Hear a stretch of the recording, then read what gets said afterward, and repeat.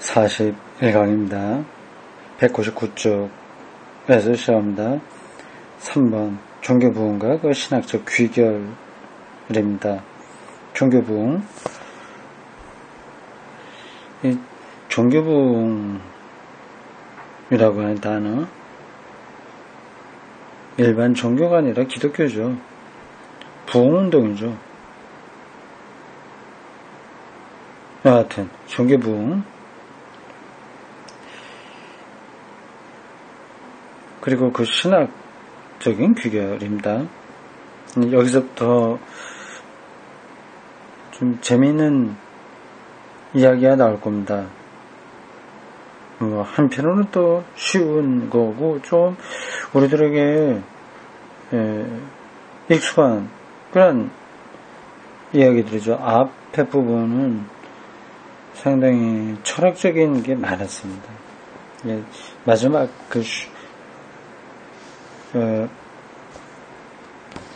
바로 앞단락에서 봤던 셜링에 이르기까지 신학이라기보다도 신학적 철학이라고 보면 될 것 같습니다. 내가 아주 신학을 전공해야 될 학생들이 읽어야 될 건데, 우리 대구선수 아카데미 사이트에 들어오시는 일반 회원들은 이 강의가 재미없었겠어요. 재미없어도 한번 들어두면 손해날 건 없습니다. 차례를 다시 한번 보겠습니다. 첫째 마당, 정통주의, 경건주의, 합리주의에 대한 각각의 특징들을 설명했고요. 둘째 마당, 계몽주의와 구문주의, 계몽주의는 상당히 오랫동안 했습니다. 셋째 마당, 계몽주의에 대한 고전주의적, 낭만적 반동, 그것 쭉 우리가 봤죠. 넷째 마당,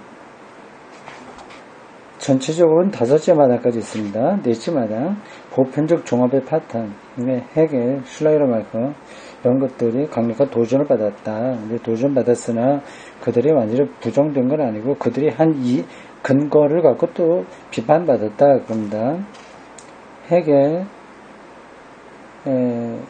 이제 분열, 셜링, 해겔 비판, 여기까지 우리가 본 겁니다.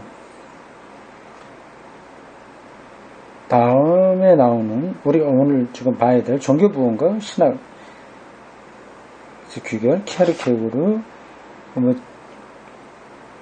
급진주의, 정치적 급진주의, 생철학, 이런 것들이 다 절대정신의 근거에서 이 세계를 완벽하게 해명해 버렸던 해결의 종합적인 시도가 실패했다는 거죠. 그걸 말하려고 하는 겁니다. 그 중에 하나가 종교부흥 운동입니다. 자, 그 교회 운동이 끝난 다음에 다시 또 마르크스, 쇼펜하우어, 니체 이런 사람들이 나오네요. 이 톨스토이의 이 책은 독특합니다. 다섯째 마당에 가야 본격적으로 신학에 대한 이야기가 나옵니다. 이런 신학, 여기 칼바르트, 불트만도 나오고요. 잘 아는 신학자들입니다. 종교사학파 이런 것도 나오고. 근데 이러한 것들이 갑자기 공중에서 뚝 떨어진 게 아니라 사상 철학적인 배경에서 나왔기에 그 철학 사상사적 배경에 대한 이야기를 모르면 안 된다. 그 입장에서 틸리가 계속해서 철학자들과 또 신학적인 철학을 하는 것, 자들 두루두루 쭉 말하고 있습니다. 근데 전체적인 흐름이 있어서 우리가 까다롭게 나되 잘 따라갈 수는 있습니다. 이렇게 한번 쭉 훑어보면 그 바탕에 있으면 오늘 벌어지는 모든 교회에서 일들도 해석이 가능한 거죠. 자, 보겠습니다. 19세기 신화운동은 거의 위대한 종합을 비판하는 비판적 신학으로부터 출발했다. 뭐 그게 이상한 건 아닙니다. 모든 게 다 앞서 있는 걸 비판하면서 나오는 거죠. 신학과 철학은 우박처럼 하늘에서 떨어지는 것이 아니고 이거 바로 앞에서 내가 한 이야기를 폴틀리가 똑같이 이야기하네요. 하늘에서 뚝 떨어진 게 아니라는 겁니다. 어떤 것도 다 그런 거예요. 물리학도 마찬가지고요. 그러니까 앞선 시대의 모든 것도 알지 못하면 새로운 게 나올 수 없습니다. 신학과 철학은 우박처럼 하늘에서 떨어진 것이 아니고 역사의 운동에서 마련됐다. 특히 사회학적인, 정치적인, 그리고 종교적인 모두 영역에서 일어나는 역사 운동에서 마련되었다. 다 이렇게 관계된 거죠. 예를 들자면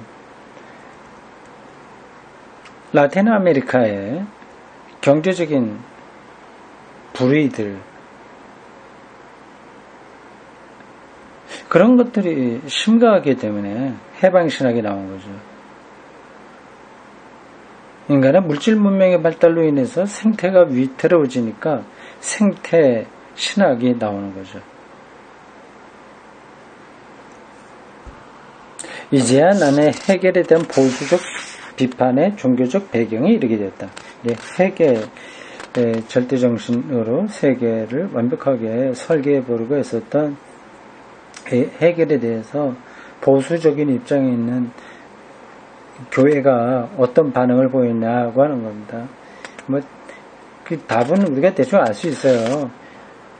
그렇게 이렇게 저렇게 분석하고 역사하고 철학이고 뭐 정신이고 뭐 그런 걸로 되냐. 열심히 기도해서 그 은혜 받고 교회가 활발해지고 도덕운동 펼치고 이게 새로워지고 본이 되고 뭐 그렇게 해야 그게 정말 우리들에게 필요한 거 아니냐, 이런 입장인 거죠. 열린 괄호 1. 유럽의 신앙 부흥의 본질. 1830년경 신앙 부흥운동이라고 부르는 하나의 운동이 일어났다. 신앙 부흥운동, 이 각주 4번으로 독일어가 이렇게 달려 있습니다. Die Erweckungsbewegung. 이게 신앙 부흥운동이라고 번역되기보다는 각성운동이라고 번역되는 게 맞습니다. 신앙 부흥운동이라고 번역해도 틀리는 것은 아니지만 학계에서 이미 같이 사용하는 단어가 있거든요. 그러면 그걸 따라가는 게 좋습니다. 아주 특별한 경우가 아니라면 그걸 사용하는 게 좋죠. Awakening Movement, 영어로 그렇게 되어 있네요. 틸리는 독일에서 신학 연구를 한 사람이라서 독일어와 영어 이걸 같이 사용합니다. 그래서 폭풍처럼 유럽을 휩쓸었다.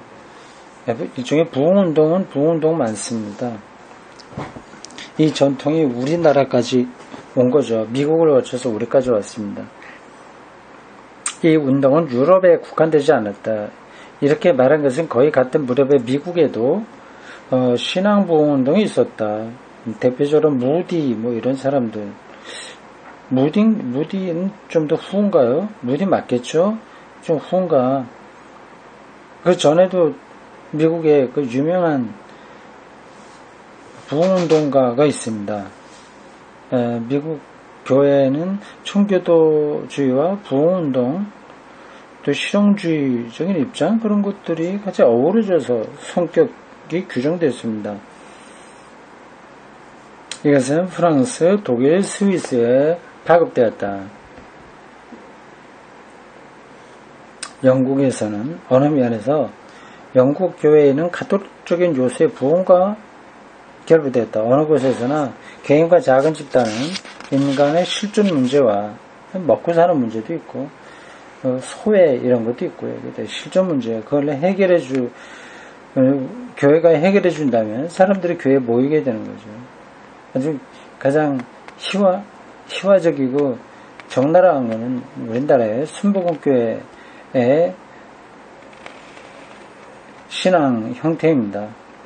거기 가서 기도하고 새벽 기도하고 강구하고 하면 다 해결된다고 하는 거 아니겠습니까? 실존 문제와 그들에 대한 그리스도교 메시지의 의미를 새롭게 이해하려는 데 사로잡혀 있었다. 흔히 이들은 작은 그룹을 지어 성소의 주위에 모이곤 했다. 요한 웨슬레 이런 사람들이 대표인데 요한 웨슬레는 조금 더 이전 사람인데요. 제가 보기엔 그런데 이 무렵 노동운동이 다른 방향에서 이미 진행하고 있긴 했지만 이 운동은 특히 사회학적인 그룹에 국한되지는 않았다. 이 운동은 동독이나 유럽 일반에서 왜 하필 동독이라고 그랬을까요? 그 당시에는 동독 소독이 나눠지기 전인데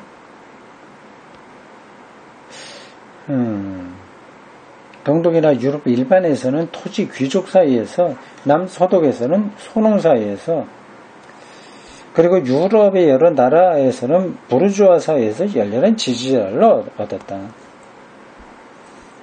이 운동은 가끔 계몽주의에 대한 낭만주의적 반동과 결부되어 있었다.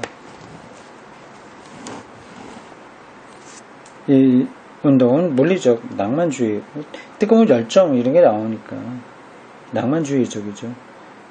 이 운동은 물리적, 정신적인 두 차원의 타당한 자연 법칙에 뿌리를 내리고 있었다. 그렇죠. 우리의 욕망을 이제 만족시켜주는 수 있는 거죠. 욕망은 무조건 나쁜 뜻으로 제가 드린 건 아닙니다. 이 법칙이란 다시 말해서 진공이나 공허도 견뎌낼 수 없는 법칙이다.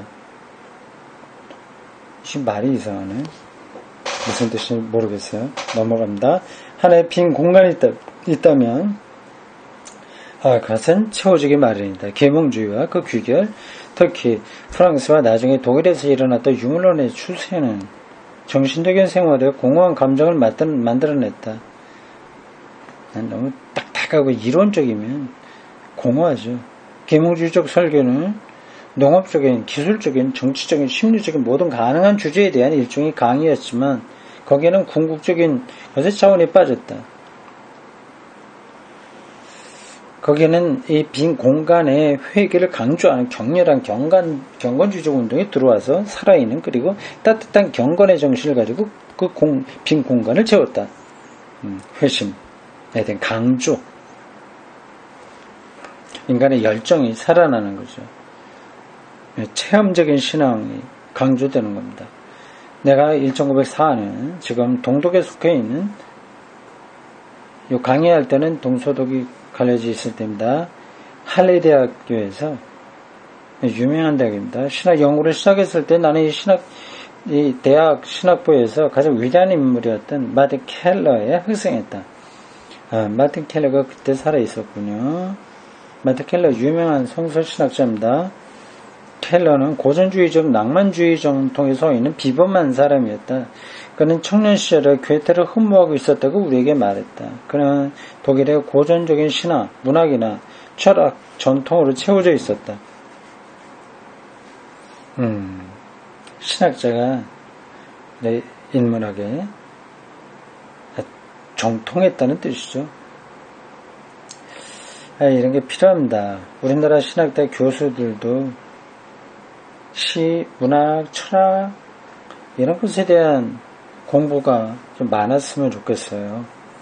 그게 다 인간에 대한 공부니까 그 공부 없이 어떻게 우리가 성서에 있는 인간 구원을 잘 풀어낼 수 있겠습니까? 그래서 이 신앙부흥 운동이 그를 사로잡았다. 켈러. 그래서 좀 뜨거웠나 보죠. 그는 방향 전환이라는 글자의 뜻 그대로 회심했다. 메타노이아. 그는 우리에게 회심했다. 메타노이아. 그는 우리에게 최고의 정신적 영향력을 가진 성소신학자가 되었다. 뜨거운 열정을 갖고 학생들에게 풍부한 지식을 전하니까 인기 있겠죠. 사람들은 할례에서 이 운동의 영향을 볼 수가 있었다. 동독 쪽에 동독 중부에 있는 대학입니다. 도시예요. 할례가. 대학 안의 학생단체, 이 나라에는 프라터니티라고 부르는 것에 해당하지만 이 단어는 제가 처음 들어봤습니다. 단체의 주된 활동은 결투와 음주에 집중되어 있다. 결투와 음주? 갑자기 결투와 음주하지 말자 하는 건 말이 되는데 결투가 그 당시 있었단 말이에요. 보통 우리나라에서 예수 믿고 회심하면 술, 담배 안 하는 거 이거 비슷한 얘기입니다. 신앙부흥운동이 모든 것을 변화시켰다. 어떤 단체는 명확하게 그리스도교적 원리 위에 세워져서 학생들의 지나친 음주나 결투를 금했다.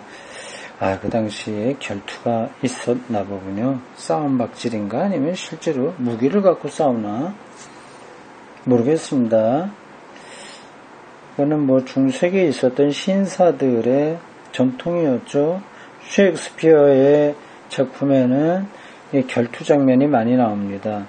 이것은 신앙부흥운동의 위대한 측면이었다. 이와 같은 사실은 내가 한 성원이 되었던 1904년 무렵에 학생단체에서도 아직 볼 수 있었다.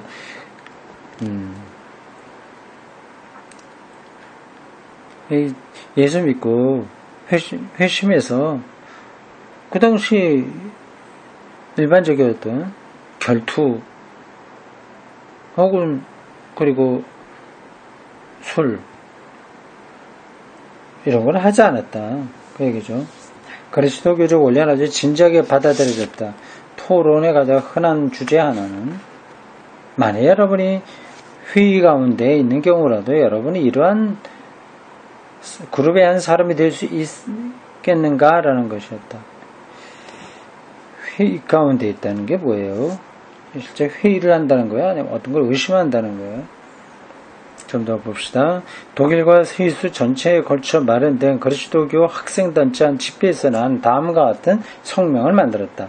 단체는 우리에게 의존해 있지 않고 그리스도의 원리에 의존하고 있다. 개인은 회의하기도 하고 회의하지 않기도 한다. 의심하는 거 얘기하면요.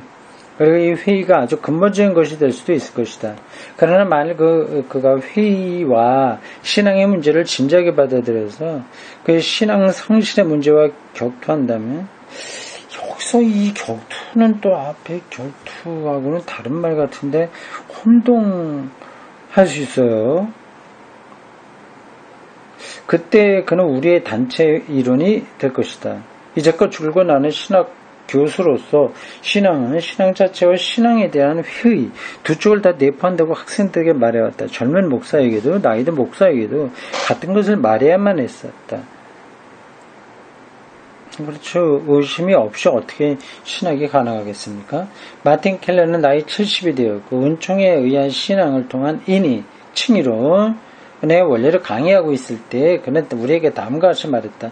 내 나이쯤 되면 사람이 아주 편한 마음을 지니게 되고 성숙해지고 신앙이 깊어지고 또 새롭게 태어난다고 된다고 생각하지 마라.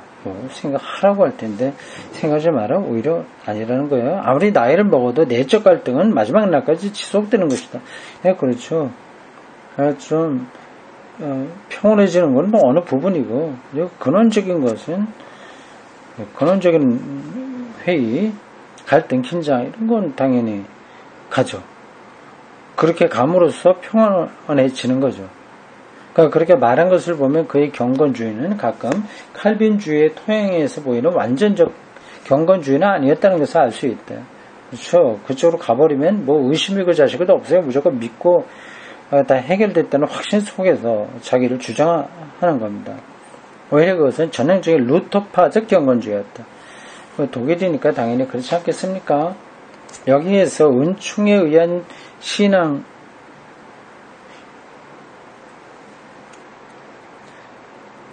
인의 역설, 여기 두 가지가 나와요. 은총과 신앙이에요.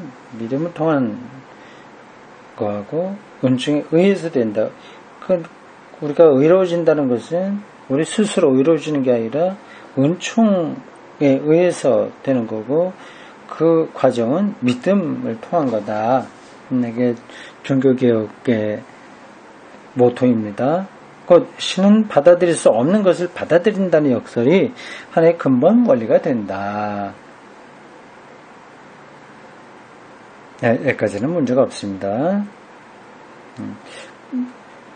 부흥운동이 독일에서 어떻게 나타났는가 하는 것을 틸리가 신학교 다니던 할레 대학교에서 경험했던 바를 설명하는 겁니다. 여기에는 우리가 지금까지 논해왔던 사람들과는 좀 다른 신학의 동기가 있다. 여기에서 몇 가지 재미있는 일이 생겼다. 경건주의요. 설명하지 않아도 되죠. 경건한 거를 중심에 두는 겁니다.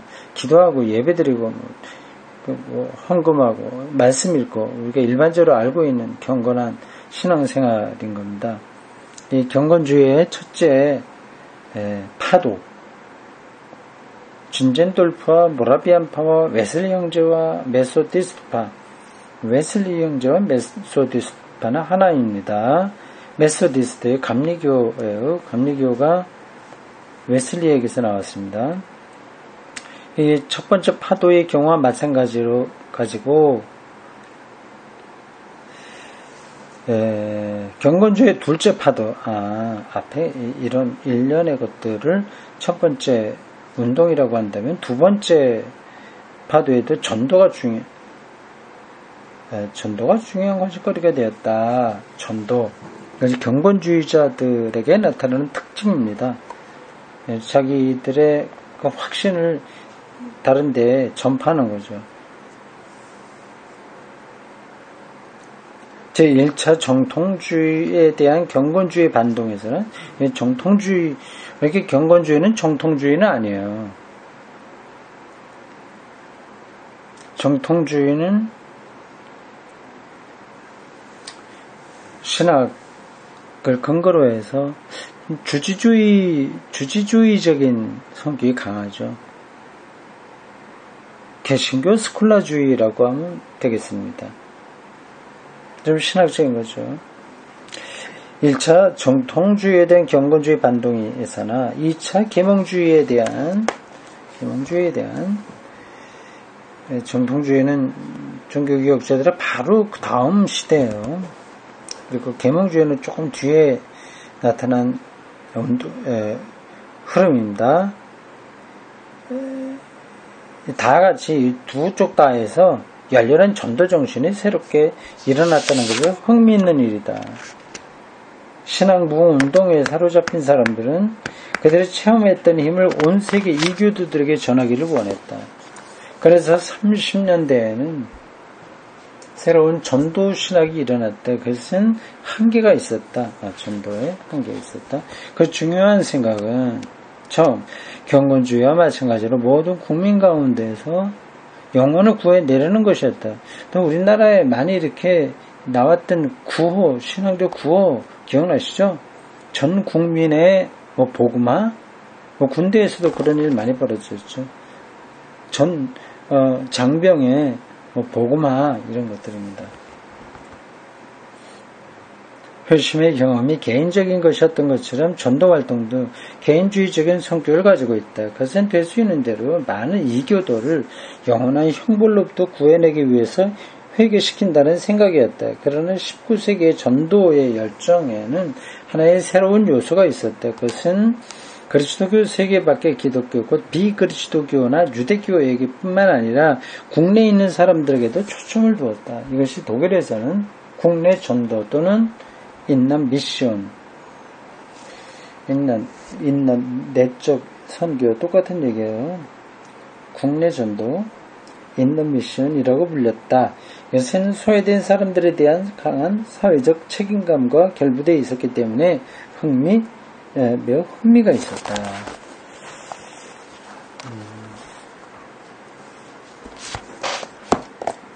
우리나라 교회에서 보이는 모습들하고 거의 흡사합니다.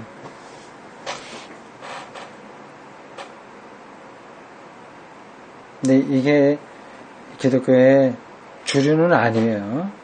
독일 쪽에서, 유럽에서 이 경건주의가 주류는 아니었습니다. 근데 그게 뜨겁긴 했죠.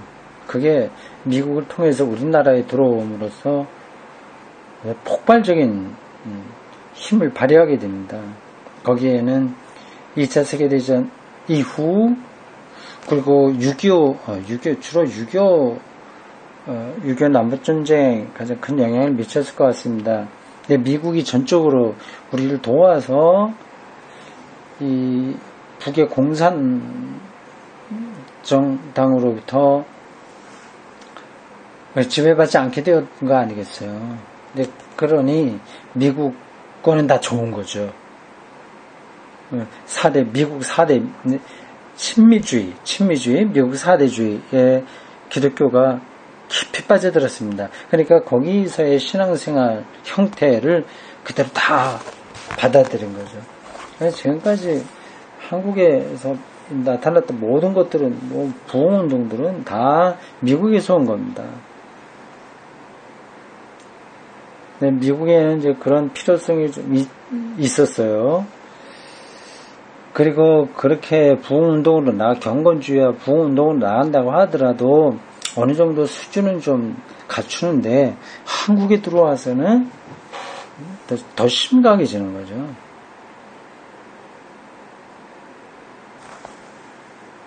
자, 그 다음입니다. 202쪽 중반입니다.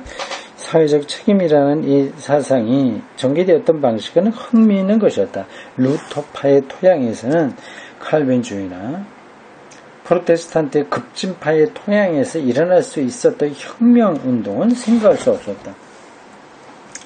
정치와 교회를 좀 나누어서 보는 경향이 루터파엔 강하거든요.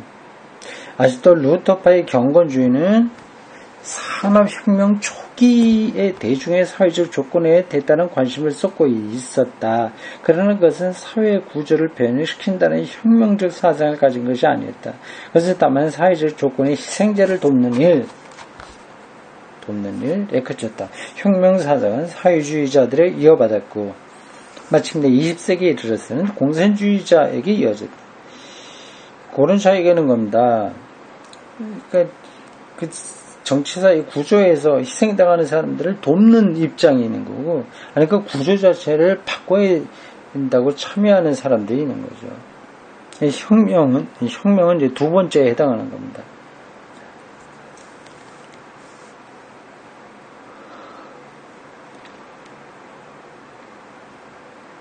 우리는 혁명 사상의 싹을 종교개혁 시대의 농민성의 지도자 토마스 뮌초에게서 거의 발견한다. 종교개혁 시대의 농민성의 지도자라는 건 말이 이상하네요. 아니, 그냥 농민들의 지도자 하면 되는데, 성은 왜 들어갔을까요? 이상하네. 근데 농민전쟁에서 토마스 민주가 앞장섰거든요. 갑시다. 토마스 민주는 아주 흥미있는 현상을 보여준다. 우리는 사회 전체를 변혁해야 한다고 그는 말하지 않았다. 사회 자체를 변혁해야 한다고 말하지 않았어요. 밤낮 쉬지 않고 일의 노예가 되었던 가난한 사람들에게 성서를 읽고 영적인 경험을 하고 성령을 체험할 수 있는 가능성을 주어야 한다고 말했다. 예상외네요. 사회 변혁, 개혁, 그거를 강조한 종교개혁 지도자로 알고 있는데, 그게 아니라 종교적인 현상 안에 있는 것만 말하는 것으로 지금 폴 틸리가 설명하고 있습니다. 그는 초기 자본주의 생활의 양식에 따라서 공업이 번영했던 사선 지방의 작은 마을에서 이들 노동자들이 일요일도 없이 휴식이나 잠드는 시간도 넉넉히 가지지 못한 채 교육받을 기회도 없고 읽고 쓰는 것을 배우는 학교도 없는 처참한 상황을 목격했다. 그의 사회주의 사상은 도시 농계급, 농민계급의 이러한 정신적 상황을 관찰한 데서 생겨난 것이었다. 이 사람은 사회의 혁명가로 시작한 게 아니라 종교적 영성으로 시작한 게 분명해 보입니다.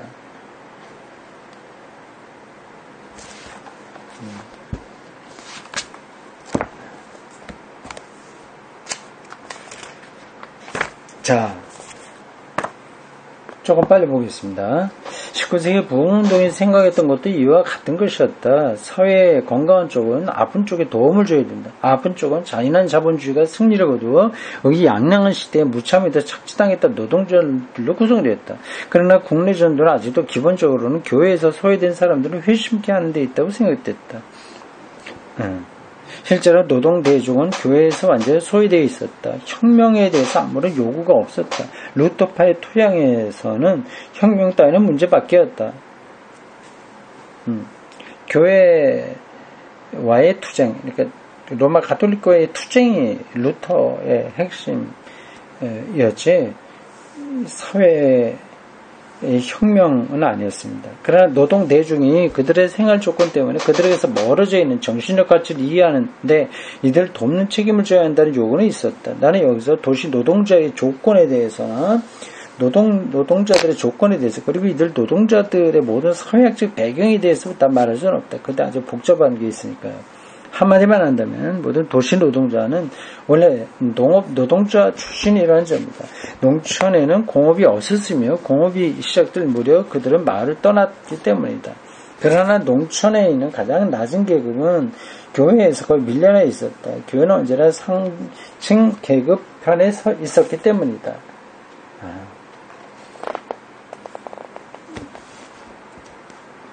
자, 그런 사회적 배경이 있습니다. 그 다음 위에서 말한 사회적 책임의식은 확실히 중요한 것이었지만 그것은 충분치가 못했다. 교회 회원은 불행한 개인에게 개인적인 사랑을 베푸는 것으로 충분하다는 생각을 가지고 있었다. 개인 구제 봉사죠.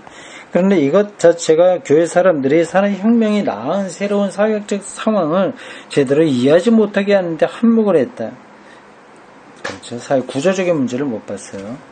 때문에 신앙 부흥과 소외된 사람들에 대한 사회적 책임 의식에도 불구하고 유럽에서는 사회주의와 공산주의자의 발생을 제지할 수가 없었다. 왜냐하면 머지않아 수백만을 헤아리게 되었던 노동자 대중을 위해서는 개인적인 도움 따위는 전혀 효과가 없었다는 것을 몰랐기 때문이다. 그럼 뭐 동의가 됩니다. 이렇게 개인적으로 몇 푼 도와줘 봐야 그걸로 문제가 해결되지 않는다. 이 구조 전체에 대한 혁명적 변화가 있어야 된다는 거죠. 훨씬 뒤에 일어난 사건을 미리 바라보는 뜻에서 20세기의 종교 사회주의 운동에 관해서 한두 가지 말해두죠. 종교 사회주의 운동이에요. 사회주의 운동. 이 사회주의는 거의 공산주의하고 거의 비슷한 의미입니다. 이 운동은 두 가지 요소를 결합하려고 했다. 한편에서는 소외된 노동 대중에 대한 사회적 책임의식이 것인데 그것은 신앙각성 운동의 신학과 경건의 특징을 이루고 있다. 그런가요? 신앙각성 운동이 뭐 개인의 경건을 중요하게 하지만 그 개인 구원에 떨어져 있지는 않은 것으로 보입니다. 또 한편으로는 개인적 관계에서만 생각하지 않고 프랑스, 독일의 사회주의자들에 의해서 이루어진 사회적 상황의 분석, 특히 마르크스에 의해서 주어진 가장 깊은 분석을 받아들임으로써 사회 상황의 변혁을 진지하게 생각한다는 것이다. 그래서 종교 사회주의 운동이 19세기 사회에서 아주 강력하게 일어났습니다. 일종의 종교 사회주의는 거의 종교 공산주의하고 비슷합니다. 19세기 부흥운동의 유산과 사회주의 발생을 결합시켰다. 1차 세계대전 후에 우리가 1차 세계대전 1920년에 끝났나요? 우리가 독일에서 이 운동을 창시했을 때 틸리도 거기에 참여했군요. 개인주의를 바탕으로 해서 생각했던 신앙부흥운동주의자나 리틀주의자의 사회적 태도가 사회주의 저작자들의 기술하는 새로운 상황과 민중의 완전한 비인간화, 문화, 객관화로서 기술했던 새로운 상황에 부적합하다는 사실을 우리가 깊이 알아차리고 있었다. 저들 노동대중들은 인간이라고 하는 존재로부터 그저 팔릴 수 있는 노동력이라고 하는 하나의 대상으로 바뀌어졌다. 그들은 생존하기 위해서 자기를 팔지 않으면 안 되었다. 지금도 그렇죠. 이들이 살고 있었던 지역은 오늘날 말하는 빈민촌은 아니었지만 인간다운 곳이라고는 조금 더 없는 곳이었다. 나는 베를린과 같은 도시나 대공업이 집중되어 있는 루르 지방에 있는 노동자의 거주 지역에 와서 이들이 겪고 있었던 비인간적인 생존 상황을 보았을 때 내가 놀랐던 사실을 회상한다. 그래서 상황에 대한 나의 반응은 사회적 책임이라는 신앙 부흥운동의 전통과 사회주의적 작가의 사회학적 분석, 특히 마르크스 엥겔스의 분석을 결합하려는 형태로 나타났다. 내가 이런 쪽으로 많이 얘기를 신학 작업을 펼쳤군요.